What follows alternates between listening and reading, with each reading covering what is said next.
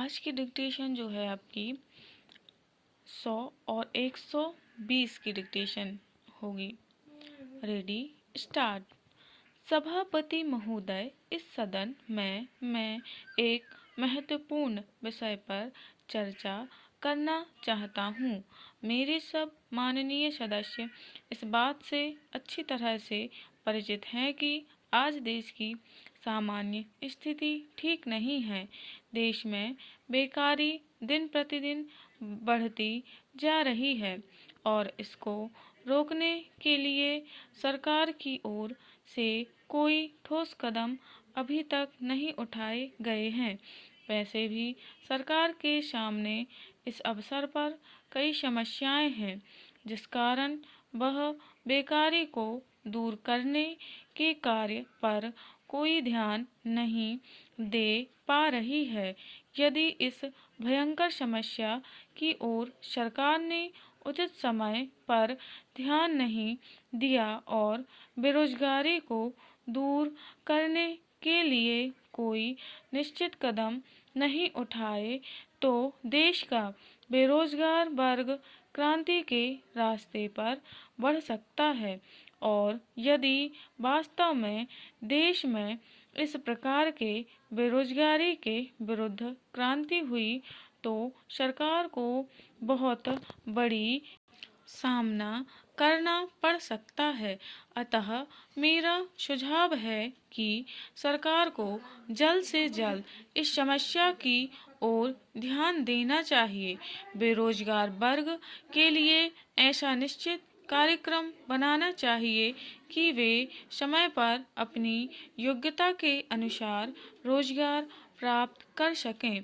यदि सरकारी सेवाओं में सभी शिक्षित बेरोजगारों को स्थान नहीं भी मिल पाता है, तो उनके लिए कुटीर एवं लघु उद्योग स्थापित करके काम के अवसर दिए जाने चाहिए। यही नहीं, शिक्षा प्रणाली में भी उचित परिवर्तन करने की आवश्यकता है। भारत जैसे देश में ऐसी शिक्षा दी जानी चाहिए। युवा वर्ग कुटीर उद्योगों और लघु उद्योगों की ओर रुचि रखें और तकनीकी काम में भाग लेकर बेरोजगारी को दूर करने के साथ साथ देश को खुशहाल बनाने में भी अपना योगदान दे सकें। महोदय, अब मैं देश में फैले भ्रष्टाचार की ओर आपका ध्यान तथा सदन में उपस्थित माननीय सदस्यों का ध्यान आकृष्ट करना चाहता हूँ। आप सभी सदस्यों को मालूम ही है कि आवश्यक वस्तुओं के मूल्यों में लगातार वृद्धि होती जा रही है। मूल्य वृद्धि के इस समय पर सरकार की ओर से कोई विशेष नियंत्रण नहीं रखा जा रहा है। परिणाम स्वरूप देश की जो आम जनता है, उसे बड़ी परेशानी का सामना करना पड़ रहा है।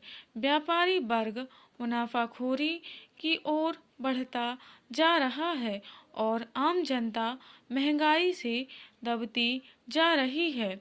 यही नहीं, लोगों के पास आवश्यक वस्तुओं को खरीदने के लिए भी पैसा नहीं है।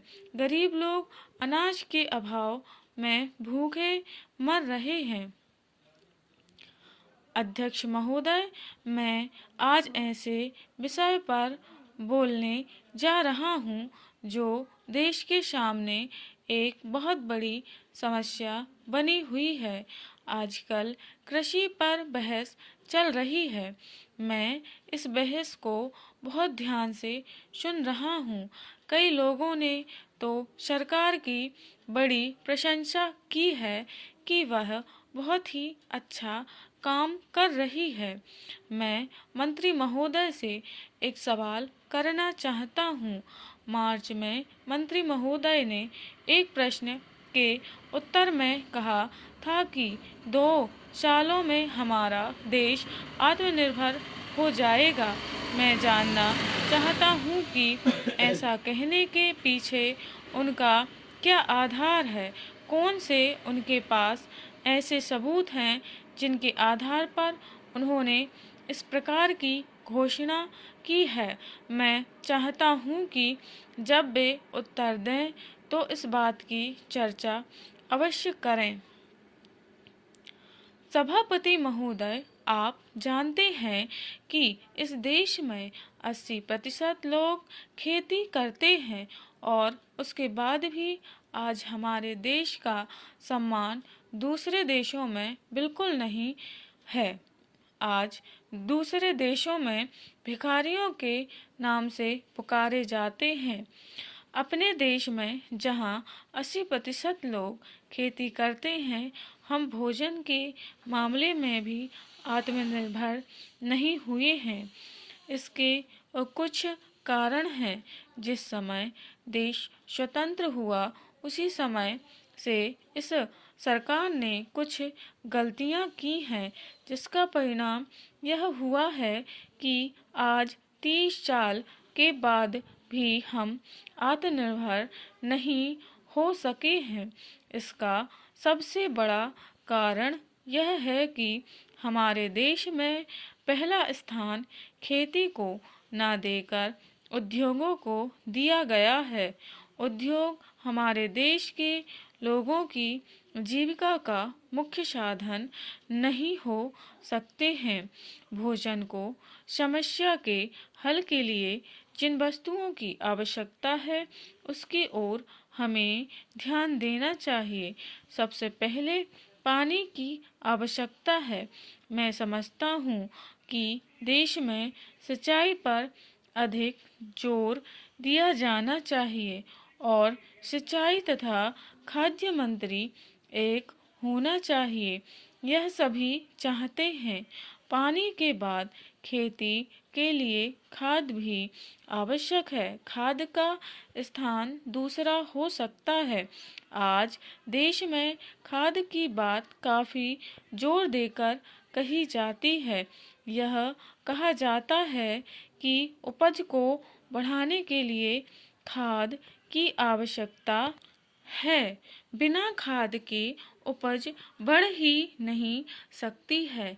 किंतु खाद कहाँ तक उपज के बढ़ सकेगी, यह भी सोचने की बात है। मैंने जो ये डिक्टेशन बोली थी, ये 100 शब्द वर्ड प्रति मिनट की डिक्टेशन है। और आप अगर इसकी ये डिक्टेशन लिखते हैं तो आप 80 वर्ड प्रति मिनट डिक्टेशन को एक्यूरेसी के साथ लिख सकते हैं। चलिए अब हम 120 पर मिनट डिक्टेशन को लिखेंगे। Ready, start. सभापति महोदय, उत्तर प्रदेश राज्य के पिछड़ेपन को दूर करने के लिए पहाड़ी क्षेत्रों का एक अलग से राज्य बनाए जाने के संबंध में यह प्रस्ताव सदन में विचार करने के लिए प्रस्तुत किया गया है। स्वतंत्रता प्राप्ति के 50 वर्षों के बाद भी उत्तर प्रदेश के पहाड़ी क्षेत्रों का जो विकास हुआ है वह अन्य क्षेत्रों की तुलना में बहुत ही कम है। इस क्षेत्र के लोगों के बीच में एक ऐसा असंतोष व्याप्त है जिसका जिक्र वे समय समय पर करते रहते हैं। मेरे विचार से उत्तर प्रदेश के वे 8 जिले जिनके नाम पर इस प्रस्ताव में दिए गए हैं, उनका एक प्रदेश और अन्य दूसरे जिलों का दूसरा प्रदेश बनाया जाना चाहिए। आज़ादी के इतने वर्षों के बाद भी यहाँ के निवासियों को शिक्षा की सुविधा नहीं है। चिकित्सा तथा अन्य सुविधाएं भी प्राप्त नहीं हैं। आज भी इस क्षेत्र के अनेक लोगों ने रेलगाड़ी को नहीं देखा है। यहाँ ऐसे भी स्थान हैं जहाँ पहुँचने में 1-2 महीने का समय लग जाता है। इसका कारण यह है कि वहाँ आने जाने की सुविधा नहीं है। यहाँ के लोगों के लिए पीने के पानी की भी सुविधा नहीं है। यदि हम उत्तर प्रदेश की जनसंख्या और इसके विस्तृत क्षेत्रफल को देखें तो लगभग 15 करोड़ की जनसंख्या वाला यह प्रदेश अपने देश की सबसे बड़ी जनसंख्या वाला प्रदेश है। ऐसा पिछले अनुभवों के आधार पर सिद्ध हो चुका है कि इतनी बड़ी जनसंख्या एक राज्य की होने के कारण से वहाँ के क्षेत्र के लोगों का समान रूप से विकास नहीं हो सका है। यदि हम न्यायपूर्ण ढंग से भी में विकास के काम में करें तो प्रत्येक क्षेत्र के साथ न्याय नहीं हो सकता है। मंत्री महोदय इस बात को स्वीकार करेंगे कि विश्व में ऐसे भी देश हैं जिनकी जनसंख्या उत्तर प्रदेश राज्य की जनसंख्या से बहुत कम है। महोदय, इस क्षेत्र के लोग भोले भाले हैं और राष्ट्रभक्ति के प्रेम में बंधे हुए हैं। इस प्रेम में बंधे होने के कारण वे अनुशासित ढंग से इस समस्या को देश के सामने रखते हुए आए हैं।